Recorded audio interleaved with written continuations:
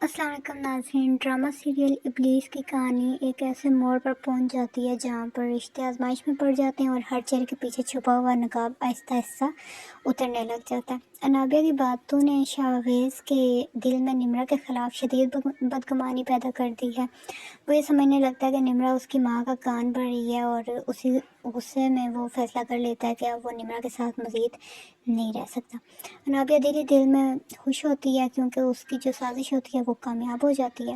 دوسری طرف خالدہ بیگم کی طبیعت بگڑ جاتی ہے اور اسپتال میں مریم خاموشی اور خلوص کے ساتھ ان کی خدمت کر رہی ہوتی ہے، مگر اویس وہاں آ کر سب کے سامنے مریم کی توہین کر دیتا ہے، اسے برا بھلا کہتا ہے اور اسے اسپتال سے نکل جانے کا حکم دے دیتا ہے۔ مریم ٹوٹے دل کے ساتھ خاموشی سے وہاں سے چلی جاتی ہے، جبکہ انابیہ اس منظر کو دیکھ کر مزید مطمئن ہو جاتی ہے اور اسے دل میں خوشی ہو رہی ہوتی ہے کہ اویس نے مریم کو اچھے سے ڈانٹا ہے اور نکال دیا یہاں سے اس کی انسلٹ کر کے۔ ادھر شاہویز اپنی ماں سلطانہ پر دباؤ ڈالتا ہے کہ وہ انابیہ کے لیے رشتہ لے کر جائیں، کیونکہ وہ کہتا ہے کہ میں نے اسی سے شادی کرنی ہے، نہیں تو میں کسی اور سے شادی نہیں کروں گا۔ سلطانہ ایک طرف نمرہ کی مظلومیت اور دوسری طرف بیٹے کی ضد میں الجھ جاتی ہے۔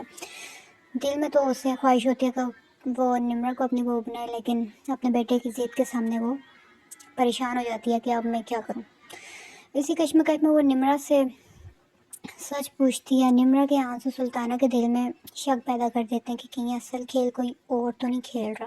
اسی دوران خالدہ بیگم بھی مریم کی خاموشی اور اویس کے رویے پر سوال اٹھا دیتی ہے۔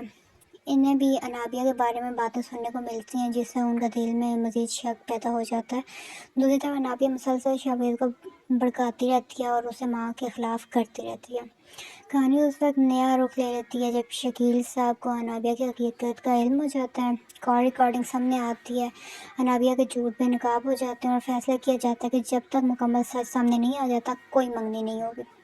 آخر میں شاہویز جو ہوتا ہے وہ نمرہ سے معافی مانگتا ہے، مگر نمرہ صاف کہہ دیتی ہے کہ ٹوٹا ہوا اعتماد واپس نہیں جوڑ سکتا کبھی بھی، جیسے ٹوٹا ہوا شیشہ کبھی پہلے جیسا نہیں ہو سکتا جوڑ کے، ویسے ہی اعتماد اگر ایک دفعہ ٹوٹ جائے تو پھر پہلے جیسا نہیں ہو سکتا۔ اویس کو بھی اپنی غلطیوں کا احساس ہو جاتا ہے، مگر مریم واضح کر دیتی ہے کہ اب فیصلہ دل نہیں حالات کریں گے۔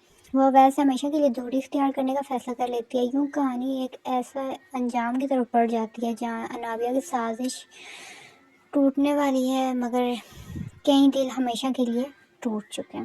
کیا سچ سب کے سامنے آ پائے گا، یا پھر کوئی نیا موڑ سب کچھ بدل دے گا، یا پھر انابیہ کوئی نئی سازش پلان کر لے گی اور سب کچھ ویسے کا ویسے ہی رہے گا؟